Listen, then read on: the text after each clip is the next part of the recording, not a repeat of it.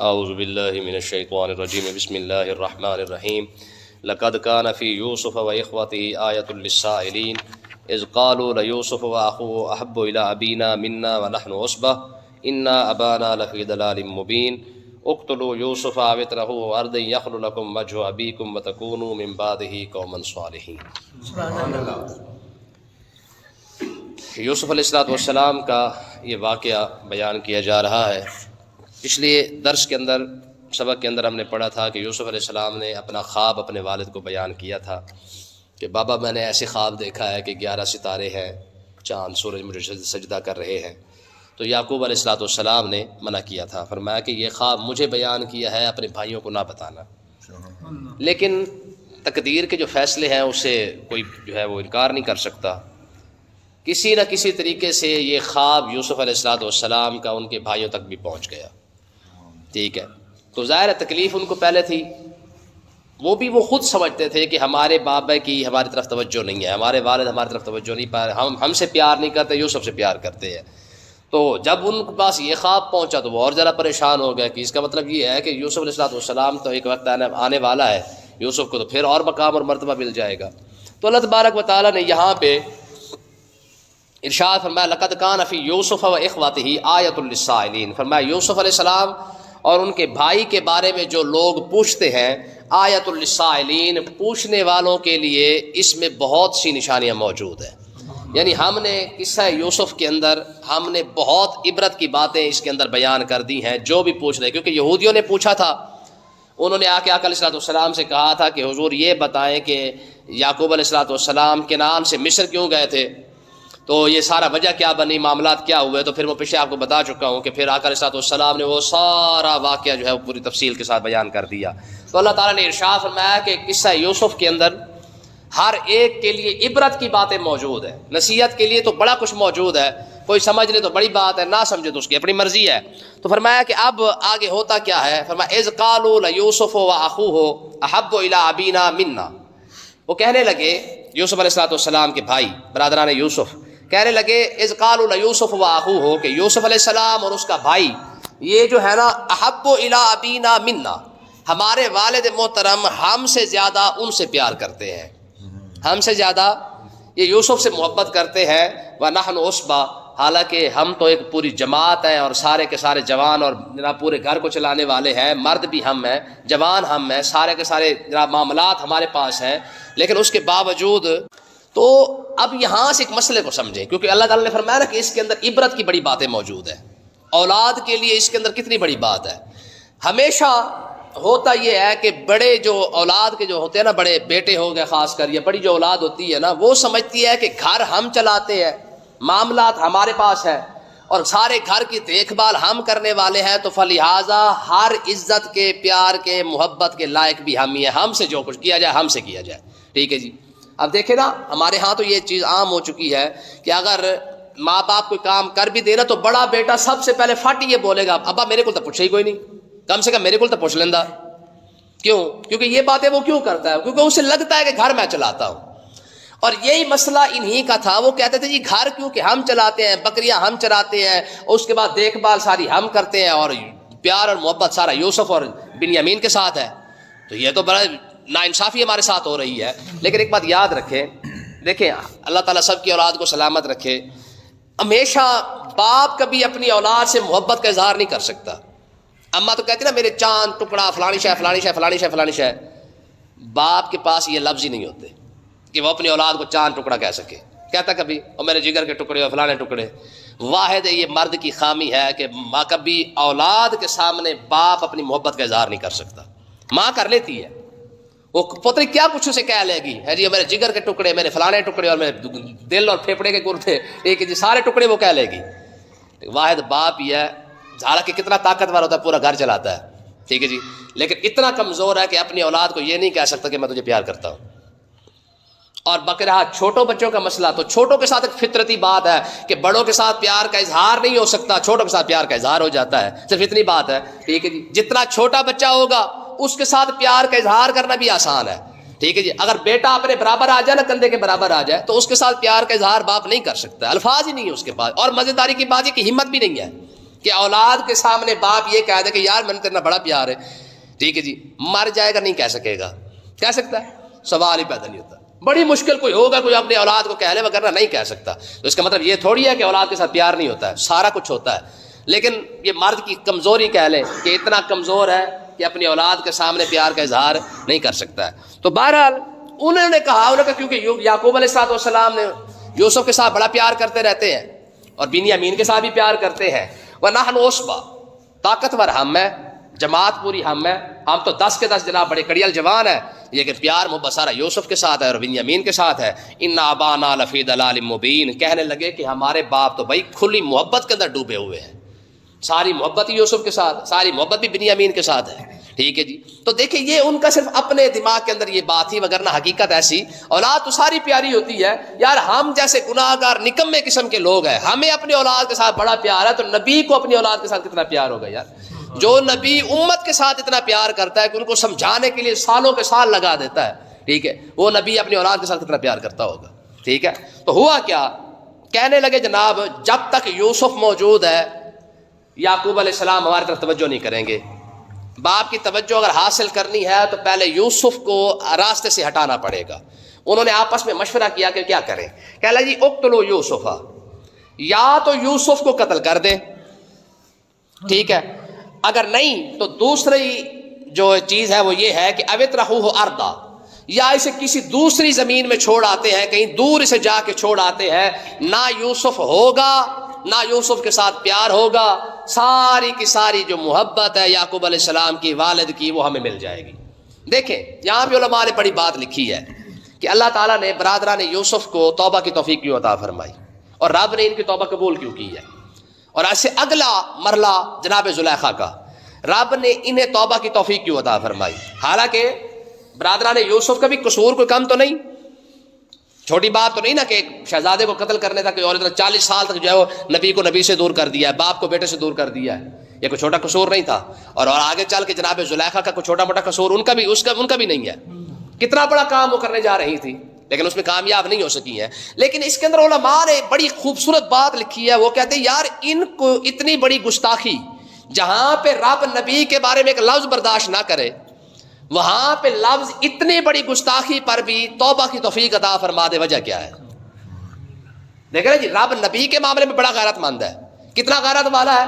ہمارے بزرگ فرماتے ہیں کہ جس بازار کے اندر یوسف علیہ السلام بکے ہیں نا، جب تک سارا مصر پورے جناب یوسف علیہ السلام کے ہاتھ میں بک نہیں گیا، رب نے کہا ختم نہیں کیا ہے. غیرت والا ہے کیا. جب تک پورا مصر، ان کے ڈنگر، ان کے بچے، ان کے سارے جانور، جو کچھ بھی تھا، جب تک یوسف کے ہاتھ میں بکا نہیں تب تک کات ختم نہیں ہوا ہے. رب اس معاملے میں اتنا غیرت والا ہے. اچھا یہاں پہ تو اتنا بھی برداشت نہ کرے، ٹھیک ہے، جیسے یوسف بکے تھے ویسے سارے مصر کو بکوا دیا، ٹھیک ہے، تاکہ کل کو میرے نبی کو کوئی تانا نہ دے سکے کہ آپ اس بازار میں ہم نے آپ کو خریدا تھا، تو آگے یوسف کہیں گے کہ تم نے اکیلے مجھے خریدا تھا، میں نے تو سارا مصر ہی خرید لیا ہے. ٹھیک ہے. لیکن کمال کی بات یہ ہے کہ برادران یوسف کی توبہ بھی قبول ہوئی، جناب زلیخا کی توبہ بھی قبول ہوئی. وجہ کیا ہے؟ علماء فرماتے ہیں کہ مقصد جائز تھا پر طریقہ غلط تھا. یہ جملہ سمجھ آیا؟ مقصد جائز تھا لیکن طریقہ غلط تھا. مطلب کیا ہے؟ اب یہ نہیں کہ جناب زلیخا کا مقصد جائز تھا، جناب زلیخا کا مقصد یوسف علیہ السلام کو حاصل کرنا تھا پر طریقہ غلط تھا. مقصد یوسف کو حاصل کرنا تھا لیکن طریقہ غلط تھا. ٹھیک ہے. اور ادھر سے برادران یوسف کا مقصد اپنے والد کی محبت کو حاصل کرنا تھا لیکن طریقہ غلط تھا. تو میں صرف طریقہ غلط تھا باقی مقصد جائز تھا.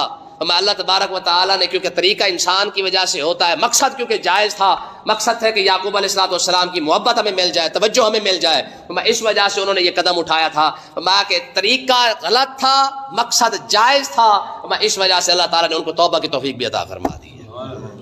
یوسف علیہ السلام کو جناب زلیخا حاصل کرنا چاہتی تھی لیکن طریقہ کیونکہ غلط تھا، رب نے توبہ کی توفیق بھی عطا فرما دی اور یوسف بھی عطا فرما دیا. یہاں پہ امام بلکہ ہمارے بزرگوں نے ایک بڑی خوبصورت بات لکھی تھی، کمال کی بات ہے، آگے بھی شاید کسی یاد آ جائے، کہ جب جناب زلیخا اور جناب یوسف کا نکاح ہو گیا نا، ٹھیک ہے، تو نکاح ہونے کے بعد جب پہلی رات کو جناب زلیخا بیٹھی تھی سیج پر، جناب یوسف تشریف لائے تو جناب زلیخا کھڑے ہو کے نماز پڑھ رہی تھی. ٹھیک ہے جی. اب جناب یوسف انتظار کر رہے ہیں, جناب زلیخا سجدے کے اندر پڑی ہے. 1 رکعت 2 رکعت گھنٹہ 2 گھنٹے. یوسف علیہ السلام بڑے حیران ہو گئے کہ یار یہ وہی زلیخا ہے جس نے مجھے پانے کی خاطر ہر جائز ناجائز طریقہ اپنایا ہے. آج میں حاصل ہو گیا ہوں, بجائے میرا انتظار کرنے کے آج یہ مصلی بچھا کے اللہ اللہ کر رہی ہے اور میں اس کا انتظار کر رہا ہوں. ہے نا عجیب بات. ٹھیک ہے بھائی, جس نے سارا کچھ میری خاطر لوٹا دیا ہے, پیسہ دولت شہرت عزت جوانی سب کچھ لوٹا دیا ہے, یہ وہی زلیخا ہے جو سجدے کے اندر پڑی ہے مصلی بچھا کے. ٹھیک ہے, آپ نے بلایا, جب سلام پہ رکھا, زلیخا میں تیرا شوہر ہوں, یوسف ہوں, میرے پاس تو آنا. کہا جی بس آئی. ٹھیک ہے, اتنی بات کی, پھر اللہ اکبر. ٹھیک ہے جی, پھر تھوڑی دیر گزری, پھر اللہ اکبر. جناب یوسف علیہ السلام جب قریب گئے نا تو وہ سلام تو پھیر چکی تھی. جب پھر شروع کرنے لگی نا نماز, ٹھیک ہے جی, یہ جو طریقہ تھا اس وقت کا, تو جناب یوسف نے جب ہاتھ بڑھایا نا جناب زلیخا کی طرف, وہ آ کے بھاگی. جب بھاگی تو پیچھے سے جو ہے وہ کرتا چر گیا, کپڑا تھا نا وہ پھٹ گیا, تو وہ رک گئی, رک بھی گئی اور رو بھی پڑی. تو کہتی ہیں جناب یوسف نے کہا زلیخا یہ کیا ہے؟ کہنے لگے جناب یہ مجھ سے غلطی ہوئی تھی, آپ کا تو حق ہے نا, مجھ سے غلطی ہوئی تھی. میرے دل میں آیا کہ کبھی نہ کبھار میاں بیوی کے آخر بھانڈے ہیں نا, کھڑکتے تو ہیں نا, کبھی آپ کہہ دیتے کہ زلیخا وہ وقت یاد ہے جب تو نے میرا کرتا پھاڑا تھا. ٹھیک ہے, آج میں بھی کہہ دوں کہ آپ نے بھی کرتا پھاڑا ہے. ٹھیک ہے, تو یہ بڑا خوبصورت واقعہ لکھا ہے بزرگوں نے. تو کہنے کا مقصد یہ ہے کہ بے شک ان کا طریقہ غلط تھا, لیکن مقصد کیا تھا یوسف کو حاصل کرنے کا. ایک مجھے اور خوبصورت بات یاد آئی ہے کہ ایک موسیٰ علیہ السلام کے دور میں نا ایک شخص موسیٰ علیہ السلام کی نقل اتارا کرتا تھا. کپڑے بھی موسیٰ علیہ السلام جیسے پہنتا, آسا بھی موسیٰ علیہ السلام جیسا, پگڑی بھی موسیٰ علیہ السلام جیسی, اچھا بولنے کی کوشش بھی موسیٰ علیہ السلام جیسی, یعنی پوری موسیٰ علیہ السلام کی کاپی کرتا. تو وقت گزرتا گیا, اور اچھا وہ کرتا کیا تھا, وہ موسیٰ علیہ السلام کا مذاق اڑانے کے لیے کرتا. موسیٰ علیہ السلام کو کاپی تھا, لیکن موسیٰ علیہ السلام کا مذاق اڑانے کی خاطر ایک جگہ پہ جب وہ گیا نا, تو جانے کے بعد اس نے مجمع اکٹھا کیا اور لوگ بھی اکٹھے ہو گئے. تو ان سب کو پتا تھا کہ اس نے جو ہے وہ جگت بازی کرنی ہے. اچھا جہاں وہ کھڑا تھا نا, اللہ کی غیرت کو جلال آیا, جتنے بھی وہ وہاں پہ دیکھنے والے اس کے موجود تھے سارے کے سارے مر گئے. اچھا وہ شخص کھڑا رہا. کلیم اللہ نے دعا مانگی تھی, تو جناب جبریل علیہ السلام حاضر ہوئے, عرض کی کلیم اللہ جتنے اس کو سننے آئے تھے سارے مار دیے ہیں. عرض کی پروردگار کمال ہے, جس کو مارنا تھا وہ تو زندہ کھڑا ہوا ہے. جو مجھے کاپی کرتا ہے, نقل کرتا ہے, میری جگتیں کرتا ہے, مارنا تو اس کو تھا, جو دیکھنے آئے تھے تماشا اس کو ہی مار دیا ہے. تو بڑا خوبصورت جواب آیا, فرمایا کلیم اللہ بات یہ ہے, مارنا بے شک اسی کو تھا, لیکن کپڑے تو تیرے جیسے پہنے ہوئے تھے نا. ٹھیک ہے جی, ٹوپی تیری جیسی پہنی ہوئی تھی, پگڑی تیری جیسی, حلیہ تیرا اپنایا ہوا تھا. بس ہمیں اس وجہ سے اس پر ترس آ گیا ہے کہ چاہے نقلی ضرور ہے پر نقل تو میرے کلیم اللہ کی اتاری ہوئی ہے نا. ٹھیک ہے, یہ رب کے اپنے فیصلے ہیں. بابا جی علیہ رحمہ فرماتے تھے کہ عشق اپنے فیصلے کرنے میں خود بڑا دلیر ہے. یعنی عشق کے اپنے فیصلے ہوتے ہیں, اس کے اپنے انداز ہوتے ہیں. دیکھیں نا, صدیق اکبر نے ساری زندگی مدینے پاک کے اندر جوتی پہنی ہے, امام مالک نے نہیں پہنی ہے.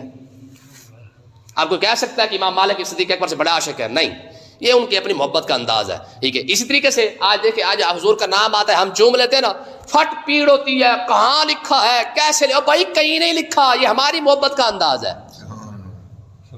1 منٹ کے لیے چلو کہیں بھی نہیں لکھا. آپ ترکیوں کو دیکھیں نا, ترکیوں کو آج کل تو ویسے بھی ڈرامے آ رہے ہیں ان کے ترکیوں کے, جب حضور کا نام پاک آئے گا نا وہ چومے کو تو نہیں, ٹھیک ہے, لیکن جیسے ہی حضور کا نام پاک وہ سنیں گے, آقا علیہ السلام کا نام پاک آتے ہی وہ اپنے سر کو بھی جھکا لیں گے اور ساتھ یہاں سینے پہ اپنا ہاتھ رکھ کے یوں کر لیں گے. اب ان سے بھی کوئی پوچھ رہا بھی کس کتاب میں لکھا ہے. ٹھیک ہے جی, اس چول کے بجے کو پتہ ہی کوئی نہیں ہے کہ کہیں بھی نہ لکھا ہو. محبت کے اپنے انداز ہوتے ہیں. محبت کے اندر وہ محبت کہیں, عشق جو ہے نا وہ کسی مدرسے کے اندر پڑھ کے نہیں آتا ہے, اس کو کوئی کلاس نہیں لینی پڑتی ہے. عشق کے اپنے فیصلے, اپنے مدرسے, اپنے انداز, اور آپ ہی استاد اور آپ ہی شاگرد اور آپ ہی سارا کچھ ہے. ٹھیک ہے, عشق خود BA پاس ہے. ٹھیک ہے, اس کو کسی ڈگری کی ضرورت نہیں ہوتی ہے. تو اللہ تبارک و تعالیٰ نے ارشاد فرمایا اقتلوا یوسف او اطرحوه ارضا, فرمایا کہ انہوں نے کہا بھائی یوسف علیہ السلام جب تک موجود ہے, یعقوب علیہ السلام ہماری طرف توجہ نہیں کریں گے, فلہذا کیا کرو, 2 راستے ہیں, 2 طریقے ہیں. یا تو یوسف علیہ السلام کو قتل کر دیتے ہیں, او اطرحوه ارضا, یا پھر اس کو کسی اور زمین میں چھوڑ دیں گے. ہوگا کیا, یخل لکم وجہ ابیکم, پھر ہمارے باپ کی توجہ ہماری طرف ہو جائے گی. آگے نا وہی بات, مقصد کیا تھا کہ یعقوب علیہ السلام کی توجہ ہماری طرف ہو جائے. ہاں طریقہ تو غلط تھا. اچھا اس سے آگے انہوں نے کیا کہا, وَتَكُونُوا مِن بَعْدِهِ قَوْمًا صَالِحِينَ, کہنے لگے اس کے بعد پھر ہم نیک ہو جائیں گے. کئی لوگوں کو یہ بیماری ہے کہ نہیں ہے, یار ہون ہاتھ مار لینے ہیں, بعد پھر توبہ کر لیں گے. ٹھیک ہے جی. تو اللہ تعالیٰ نے فرمایا نا آیت للسائلین, اس سورت کے اندر بڑی بڑی نشانیاں موجود ہیں, یہ نشانی چیک کریں. تو کہنے لگے جی پہلے یہ کر لیتے ہیں, یوسف کو راستے سے ہٹا لیں گے, بعد میں توبہ کر لیں گے, ہم بھی اللہ کرنا شروع کر دیں گے. تو اس آیت سے, اس مسئلے سے یہ بھی ثابت ہو گیا کہ یہ جو سوچ ہے نا کہ پہلے گناہ کرنے کے بعد پھر توبہ کر لیں گے, تو یہ سوچ برادران یوسف کو شیطان نے دی تھی کہ جناب پہلے ایک کر لو, بعد کی کریں گے, اللہ کرنا شروع کر دیں گے. یہی صورتحال تو ہماری ہے, بےایمانی کا پیسہ کما کے ساتھ سورۃ یاسین پڑھانا شروع کر دیتے ہیں. ٹھیک ہے جی. پورے ماہ رمضان کے اندر ریٹ جو ہے وہ جناب آسمانوں تک پہنچا کے ساتھ ہی افطاری کروا رہے ہوتے ہیں. تو بھائی کیا کرتے, گناہ کے بعد نیکی کا جو انہوں نے بنایا ہوا ہے نا کہ بعد میں نیک کو بن جائیں گے, تو بھائی پہلے اس گناہ کا کھاتا تو پورا کر, وہ گناہ کر کے جو نیکی کر رہا ہے فائدہ, گناہ کر کے نیکی کرنا اور بات ہے, لیکن گناہ کے لیے پہلے پلاننگ کر کے رکھنا کہ پہلے انج کر لینے ہیں بعد پھر انج کر لیں گے. تو یہ سوچ برادران یوسف کو شیطان نے دی تھی. انہوں نے کہا بھائی مسئلہ ہی کوئی نہیں, اللہ کے بندے توبہ ہی کرنی ہے, اللہ تعالیٰ ویسے قبول کرنے والا ہے, اللہ تعالیٰ کی تو شان غفور الرحیم ہے. ہماری قوم کے اندر بھی یہی کچھ ہے نا کہ رب تو ویسے بخشنے والا مہربان ہے, کر لیں گے توبہ, اجے کہڑا ٹائم ہویا ہے, حال ہی تو فلمیں ویکھیے, ڈرامے ویکھیے, انجوائے کریے, ہونے نال توبہ کر کے مسجد مال کے بیٹھ جائیے. اجے تو بڑا ٹائم پہ ہے, کم سے کم حال انجوائے تو کریے, ہونے نال توبہ کر کے بیٹھ جائیے. جلے مرن لگا گے توبہ کر لیں گے. ویسے بھی تو قرآن پاک حدیث پاک ہے کہ جب بندہ مرنے لگتا ہے تو مرنے کے چند دنوں میں پہلے بھی اگر توبہ کر لے گا تو اللہ تعالیٰ قبول فرما لے گا. تو بندہ کیا سوچتا ہے, کہتا ہے اس کا مطلب یہ ہے کہ چلو ساری زندگی عیش کرو, جلے مرن لگا کہ توبہ ہی کر لیں گے. یہ اور بات ہے کہ تجھے مرتے وقت رب توبہ کی توفیق دے گا تب کرے گا, نا توفیق ہی نہ تو پھر کیا کرے گا. سوچ تو یہ ہے کہ ساری زندگی انجوائے کر لو, مرتے وقت توبہ کر لیں گے. اگر یہ بات ہے تو پھر تجھے اس بات کی گارنٹی کون دے گا کہ مرتے وقت واقعی تجھے توبہ نصیب ہو بھی جائے گی. حضرت عمر بن عبدالعزیز نا اپنے منشی کے پاس گئے, کہا یار تیری مہربانی 1 مہینے کی تنخواہ ایڈوانس دے دے. عمر بن عبدالعزیز خلیفہ وقت ہے, ایڈوانس تنخواہ لینے گیا ہوا ہے. عمر بن عبدالعزیز کہا اپنے منشی کو, کہا 1 مہینے کی ایڈوانس تنخواہ دے دے. اس نے ایک رجسٹر آگے رکھ کے کہا, اس نے کہا حضور اس پر لکھ کے دے دیں, اگلے مہینے تک آپ زندہ رہیں گے تو ایڈوانس لے لیں. آپ اگلے مہینے تک لے رہے ہیں نا, ایڈوانس لے رہے ہیں نا, اگلے مہینے کا لکھ کے دے دے بھی, اگلے مہینے تک آپ زندہ رہیں گے, لے جائیں ایڈوانس. اتنی بات کہ عمر بن عبدالعزیز اٹھ کے واپس آ گئے. ٹھیک ہے نا جی بھائی, ٹھیک ہے اللہ تعالیٰ آخری لمحے تک توبہ قبول فرما لیتا ہے, پر یہ تب قبول فرماتا ہے جب توبہ کی توفیق بھی دے. اگر توبہ کی توفیق ہی نہ دی تو قبول کیسے کرے گا. اللہ پاک سمجھنے کی توفیق عطا فرمائے.